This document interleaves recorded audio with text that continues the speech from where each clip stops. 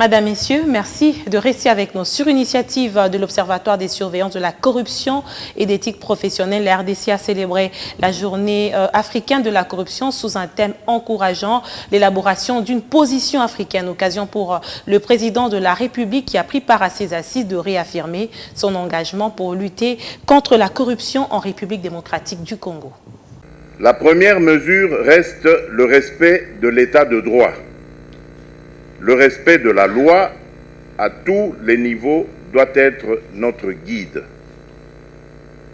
À ce sujet, je fais appel à tout le personnel judiciaire du pays, spécialement aux magistrats, qui doivent, en toutes circonstances, rendre une justice juste et équitable, sans pour autant céder à la tentation de corruption.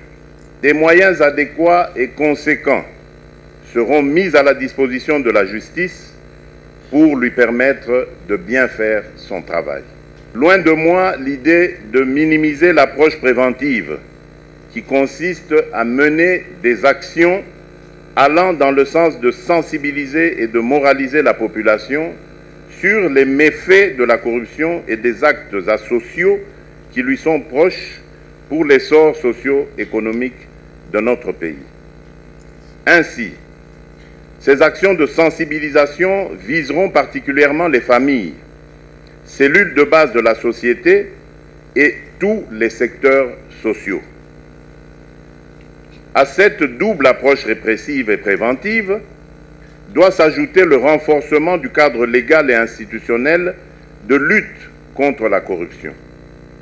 Cela requiert de revisiter notre arsenal juridique et institutionnel de lutte contre la corruption et de mettre en place d'autres mécanismes et moyens plus adaptés à la mutation du phénomène de la corruption avec des sanctions plus dissuasives.